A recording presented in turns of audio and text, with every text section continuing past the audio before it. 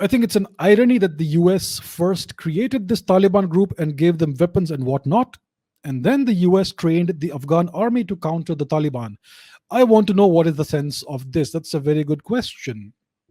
So the US did support the Taliban at one point in time. The Taliban, in its previous incarnation, was the Afghan Mujahideen, who were the freedom fighters. If you watch that movie Rambo, Sylvester Stallone, he goes into Afghanistan to aid the Mujahideen and to help them liberate their country from the USSR. So at that time, these guys were the heroes, the Afghan Mujahideen. Then they morphed into the Taliban, and the Americans were perfectly fine with that, right? Isn't it strange? The Americans were perfectly fine with that. And then what happened was 9/11 happened. So what happened was that there was this Northern Resistance fighter, Northern Alliance warlord called Ahmad Shah Massoud, who was an ethnic Tajik. He was from the Panjshir Valley. So he was resisting the Taliban. The Taliban in 2001 assassinated him with a suicide bombing. And 2 days after Ahmad Shah Massoud's assassination, you had 9/11, the 9/11 terrorist attacks in the United States, in New York. And as far as we know, to the best of our knowledge, it was all done by Osama bin Laden, who was one of the chiefs, one of the leaders of the Afghan Mujahideen that were fighting the USSR. So it was done by Osama bin Laden, who was in Afghanistan, who was under the shelter, under the protection of the Afghan Taliban. The Americans ordered the Taliban to hand over Osama bin Laden. The Taliban refused. They said that he is under our protection. We have a code of ethics and honor. We will not give up a person who is our guest and who is under our shelter.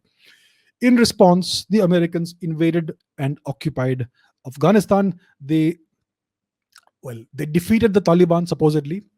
What happened was that the Taliban moved again into Pakistan, into the tribal areas of Pakistan, and they sat there and waited out the time. So they were basically biding their time for a very long time, for more than a decade. Many of them were killed, many of them were destroyed, but the leadership, etc., and many of the fighters, they crossed back into Pakistan. And as you know, the Americans were doing drone strikes and all that over there, and that's led to the creation of the Tehrik-e-Taliban Pakistan. So the Americans first did support the Taliban. They supported the Afghan Mujahideen, then the Taliban. They knew what was happening in Kashmir. They knew that the Pakistanis were routing all these terrorists into Kashmir to destabilize India and to make India bleed. The Americans knew what was happening. And when India complained about this, they said that this is your internal law and order problem. You are unable to take care of law and order. It is not terrorism, it is law and order. That's what the Americans would keep repeating. So they knew what was happening. And they supported it. The reason for this is very simple.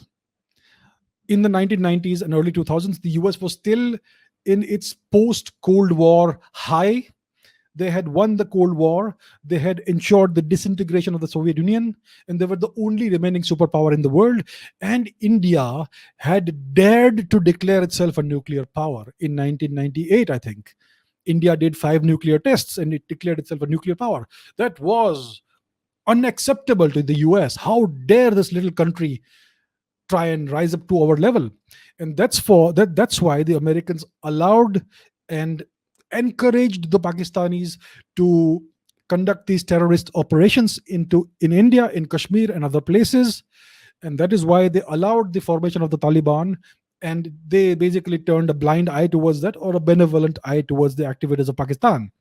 Pakistan was a US ally. Pakistan was a US puppet, so to say.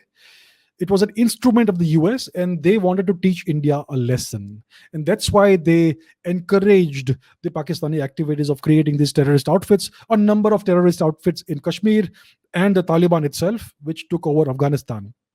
So the US was fine with that. But after 9/11 happened, they had to placate their domestic population, the US public, and that's why they had to they had to punish the guys who did this terrorist attack. So that's why they invaded Afghanistan and occupied Afghanistan. And then the Taliban were the bad guys because they refused to hand over Osama bin Laden. So with the help of Pakistan, by using Pakistan as a staging base, they invaded Afghanistan. Isn't that interesting? And the Pakistanis, well, what could they do about it? The Americans were the biggest guy in the room. You cannot say no to the US. So the Pakistanis made the best of a bad situation. They helped the US, and they gained a lot from that in the form of bribes, money, military equipment, and all that. So it benefited Pakistan. But they kept the Taliban alive in Pakistan's tribal areas, and the Americans also knew this. So it is strange, it is ironic, but it is not strange and ironic. It all makes sense if you look at it from the perspective of America's interests. America's interest initially was to get rid of the USSR. It was to prop up Pakistan as a bulwark against India. It was to punish India for becoming a nuclear weapons power. It was to put India in its place, keep it down by bleeding it via Pakistan. But then, when all of this happened, when the 9/11 terrorist attacks happened, then they had to punish the Taliban. So they went into Afghanistan, occupied it, defeated, so to say, the Taliban, but kept the Taliban alive in Pakistan so as to keep the Pakistani generals on their side. And then, over time, as things evolved, as we saw the emergence of China as a serious competitor to the US, as a contender for the superpower position, that's when the Americans slowly started turning towards India. They realized that the only power in Asia that can offset China, that can counterbalance China, is India. And that's why slowly, Pakistan became less and less important for the Americans. India became more important, and that's why their policies changed. And that's what we have been witnessing over the past decade or so. So the Americans propped up the Afghan army, they propped up an Afghan government, they held elections in Afghanistan, they armed the Afghan army to fight the Taliban, but they also kept the Taliban alive. So that is the extremely complicated mess that is Afghanistan. But it makes sense if you look at it from the prism of geopolitics and from the prism of America's interests. The main actor in this entire mess is the United States of America. The secondary actor is Pakistan. India is an observer, and thus far, other nations have been observers. But now things are changing fast.